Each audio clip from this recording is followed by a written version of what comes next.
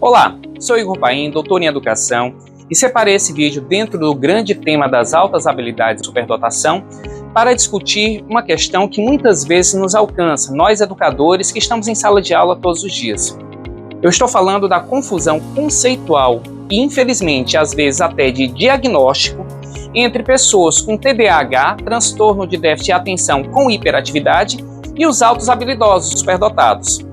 Tal equívoco tende a prejudicar muito mais os altos habilidosos, pois são esses confundidos com as pessoas com TDAH. Então esse é um vídeo para ajudar a desconfundir. Vamos lá? Por muitas vezes, o senso comum está atravessado e ou constituído por concepções incompletas ou distorcidas acerca de diversos temas de nossa vida cotidiana. Por isso, o recorte deste vídeo, que orbita na interseção entre saúde e educação, tem papel meramente didático ou elucidativo e, portanto, não é destinado ao diagnóstico das pessoas com TDAH ou altas habilidades, pois tal tarefa somente pode ser realizada por profissionais competentes. O que faremos é uma descrição geral, com base em pesquisas científicas na seara, no que tange aos possíveis sintomas ou características que se manifestam e que aparentemente se assemelham, tanto em pessoas com TDAH quanto por aquelas superdotadas. Mas antes de continuarmos o vídeo, é importante destacar que o nosso recorte escolhido, TDAH e altas habilidades, não é o único em que ocorre a confusão conceitual. Porque muitas vezes as altas habilidades é associada à genialidade, à precocidade, ao caso das crianças prodígio ou ao mesmo até aos casos de autismo.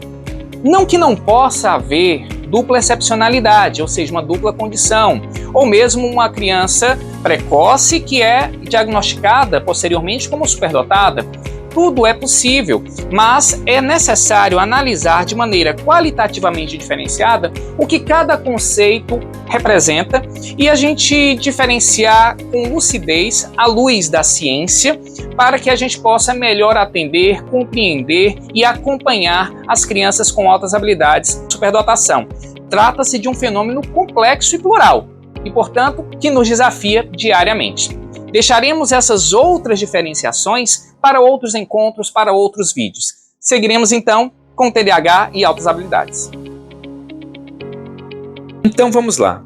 A primeira coisa que precisamos saber é a definição de TDAH.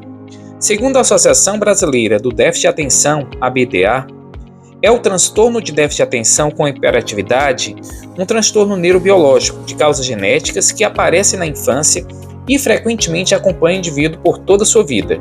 Ele se caracteriza por sintomas de desatenção, inquietude e impulsividade. A mesma associação ainda estima que existam 2 milhões de pessoas no Brasil com TDAH. Uma outra forma de definir é trazida por Andrade et al. 2011, que dizem que transtorno de déficit de atenção e hiperatividade, TDAH, é uma desordem neurobiológica caracterizada por dificuldade em privilegiar um foco e sustentá-lo com um nível suficiente de atenção, modular níveis de atividade cognitiva e, em alguns casos, controlar comportamentos impulsivos. Como consequência, evidencia-se prejuízo global nos indivíduos, resultante de comportamentos mal adaptados, inconsistentes para a idade cronológica e o estágio de desenvolvimento esperado. Acredita-se que seja uma desordem no sistema executivo e não um comprometimento primário na inteligência ou no conhecimento. Pesquisas têm apontado que a prevalência de TDAH em crianças de idade escolar, segundo os critérios mais recentes, é de 3 a 7%. Uma revisão sistemática de 2014 revelou que em todo o mundo essa prevalência ocorre na razão de 5,29% da população. As causas são de ordem genética e ambiental, começam na infância e podem diminuir na fase adulta. É importante destacar que pelas crianças menores de 6 anos já serem naturalmente mais ativas, o diagnóstico nessa fase precisa ser ainda mais criterioso para não confundir o TDAH com as manifestações naturais da idade. Ainda é importante ressaltar que a juventude na era digital está superestimulada com todas as intensidades e estímulos à vida contemporânea, acelerada e atravessada pelas tecnologias e, portanto, não devemos confundir superestimulação com o TDAH. Segundo o DSM-5, de maio de 2013, o TDAH se insere entre os transtornos do neurodesenvolvimento, que, via de regra, se caracterizam por dificuldades no desenvolvimento manifestadas precocemente e que interferem na vida pessoal, social e acadêmica das pessoas. São 5 os critérios diagnósticos. Como este vídeo não visa aprofundar o TDAH, mas diferenciá-lo das altas habilidades, apenas citaremos os critérios, mas deixamos o convite para que você, que nos assiste, se tiver curiosidade e vontade, aprofunde a esse respeito em outras fontes de pesquisa confiáveis. Os critérios são: critério A, um padrão persistente de desatenção e/ou hiperatividade e impulsividade que interferem no funcionamento e no desenvolvimento, conforme caracterizado por 1 e/ou 2. Em 1, temos desatenção. 6 ou mais dos seguintes sintomas persistem por pelo menos 6 meses em um grau que é inconsistente com o nível do desenvolvimento e tem impacto negativo diretamente nas atividades sociais e acadêmicas profissionais. Em 2, temos hiperatividade e impulsividade. 6 ou mais os seguintes sintomas persistem por pelo menos 6 meses em um grau que é inconsistente com o nível do desenvolvimento e tem impacto negativo diretamente nas atividades sociais e acadêmicas profissionais.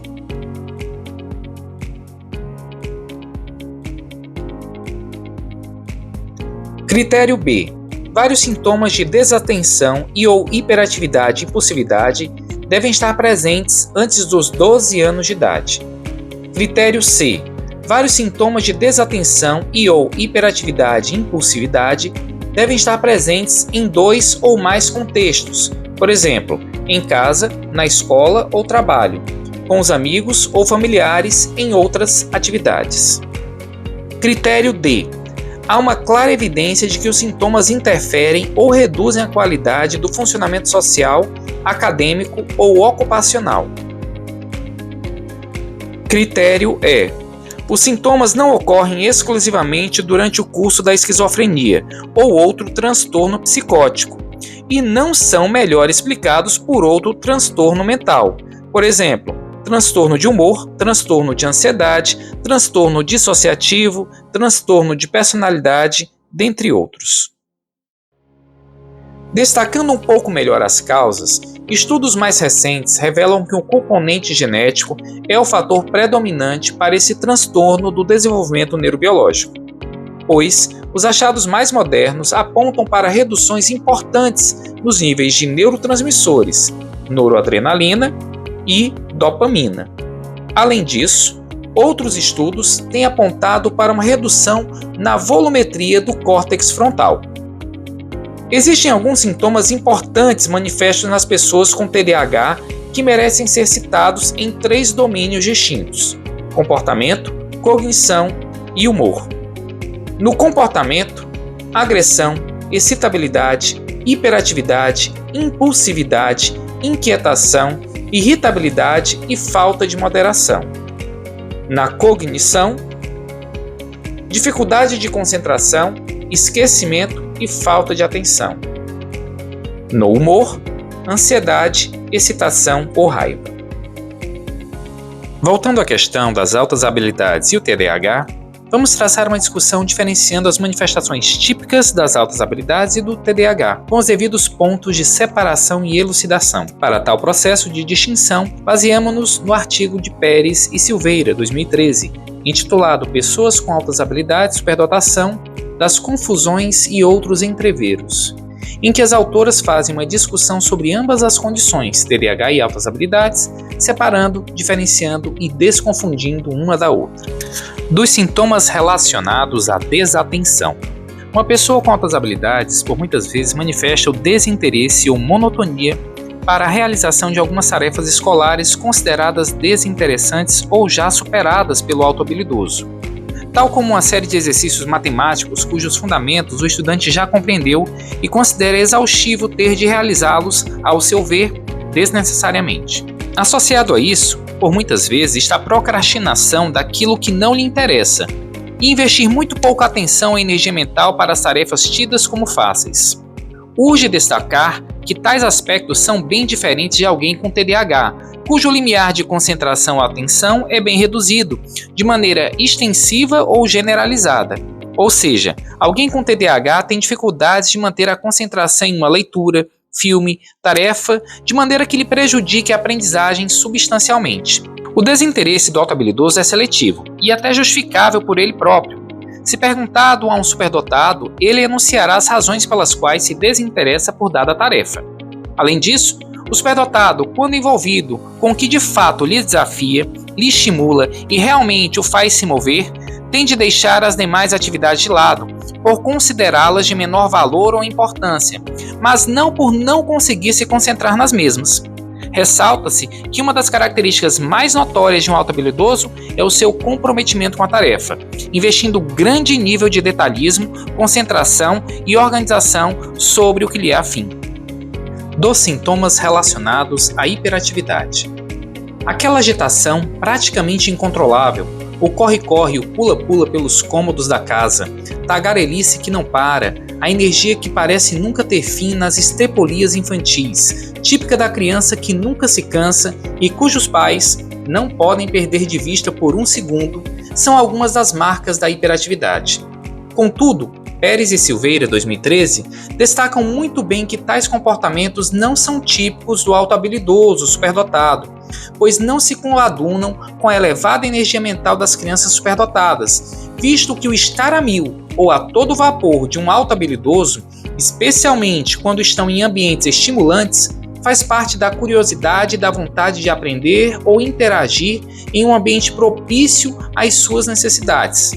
Em outras palavras, a elevada energia mental para o agir de um superdotado não se insere no mesmo rol dos comportamentos do hiperativo. Pérez e Silveira discutem e esclarecem ainda um outro aspecto que vale menção. As atitudes de agitar as mãos ou os pés, se remexer na cadeira ou abandoná-la em situações nas quais se espera que permaneçam sentados, bem como correr ou escalar em demasia quando isso é inapropriado, pode ocorrer em crianças autohabilidosas na área corporal sinestésica, particularmente quando o tema e as atividades trabalhadas em sala de aula não contemplam essa área. Dos sintomas relacionados à impulsividade. Por muitas vezes, a criança autohabilidosa, entusiasmada e confiante com seus conhecimentos e aprendizados, pode falar demais em sala e, por vezes, antecipar a fala das outras pessoas. Observemos o que o ASRS 18, Instrumento de Avaliação para TDAH, traz em 2 de seus itens na parte B do critério A. As frases. Item 7. Quando você está conversando, com que frequência você se pega terminando as frases das pessoas antes delas? Ou ainda, no item 8. Com que frequência você tem dificuldade para esperar nas situações onde cada um tem a sua vez? Ambos os itens podem, em uma avaliação precipitada ou muito descuidada, levar a uma confusão ou generalização de que, quando tais manifestações ocorrem, já seria um indício forte de TDAH. Pérez e Silveira muito bem salientam que nos autohabilidosos isso não é constante em todos os contextos, como condição essencial para ser tido como sintoma da impulsividade. Ainda em Pérez e Silveira, não se trata de impulsividade, mas reflexo dessa imensa paixão pelo que gostam e sabem fazer. É preciso perceber também quando os sintomas ocorrem apenas em casa ou no ambiente escolar. Devem servir de alerta para que o avaliador clínico avente a possibilidade de que a desatenção, a hiperatividade ou impulsividade possam ser sintomáticos de um ambiente escolar inadequado ou mesmo de uma situação familiar caótica. E é importante entender que, se não há prejuízo na vida da criança, certos comportamentos característicos de um TDAH em um autohabilidoso podem representar, nas palavras de Rhodes e Halpern, muito mais estilos de funcionamento ou temperamentos de que um transtorno psiquiátrico. Portanto, o ato de avaliar cada sintoma não é apenas uma tarefa de checagem dos mesmos em uma listagem sintomatológica. Outros aspectos diferenciais relevantes podem ser citados, para além da desatenção, hiperatividade e impulsividade. A memória de trabalho operacional dos superdotados é excelente, impactando positivamente em sua compreensão e resultados acadêmicos, especialmente quando a superdotação é do tipo intelectual ou acadêmica. Já pessoas com TDAH possuem prejuízo nesse tipo de memória, por muitas vezes inábeis no processo de recuperação mnemônica, tão essencial para conseguir compreender conceitos.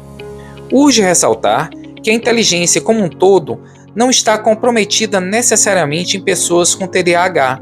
Por isso, também cabe o alerta que os testes de inteligência aplicados para esses sujeitos precisam de maior cuidado e aprofundamento, para não trazer medições injustas e diagnósticos sobre a inteligência, quando, na verdade, a avaliação que ficou prejudicada pela desatenção. Ou seja, alguém com TDAH pode não pontuar em seu ideal ou em sua realidade verdadeira por conta de um momento de maior afetação do transtorno ou quando não estivesse medicado. Alguns estudos também correlacionam o TDAH com maior índice de envolvimento em acidentes de trânsito, abuso de drogas e em casos de divórcio, o que não pode, a priori, ser correlacionado também com altos habilidosos. Apesar de não serem esses os aspectos fundamentais aqui discutidos, cumpre ressaltar que o mito dos altos habilidosos como pessoas problemáticas e que teriam vidas acidentadas, tais como alguns casos de personagens históricos proeminentes, pode afetar uma confusão conceitual também entre TDAH e altos habilidosos. Na realidade, os superdotados possuem normalmente maior equilíbrio emocional e analisam melhor as situações de conflito, preservando-se. Além do mais, recente estudo evidenciou que homens mais inteligentes são mais propensos a valorizar a exclusividade sexual que os menos inteligentes. Em outras palavras, homens com maior QI tenderiam a valorizar mais a fidelidade sexual, reconhecendo-se nisso um aspecto evolutivo que, no entendimento de Kanazawa, o comportamento fiel do homem mais inteligente seria um sinal de evolução da espécie. Importante também destacar que a dupla excepcionalidade também é possível, apesar de menos frequente. De toda forma, como bem salienta Pérez e Silveira, o diagnóstico é mais difícil de fazer porque as características e comportamentos autohabilidosos, superdotados, modificam os sintomas do TDAH e vice-versa, razão pela qual é extremamente importante a avaliação por um profissional capacitado para fazer a identificação das altas habilidades e o diagnóstico do TDAH, ou por uma equipe multidisciplinar que inclua ambos os profissionais. Chegamos ao final deste vídeo, convidando você que assistiu até aqui continuar suas pesquisas e explorações no campo das altas habilidades, superdotação. E caso tenha gostado desse vídeo, se foi útil para você, pedimos que curta e compartilhe com seus amigos, familiares e educadores. Inscreva-se no canal e vamos juntos promover o atendimento educacional especializado de crianças e adolescentes superdotadas em todo o país.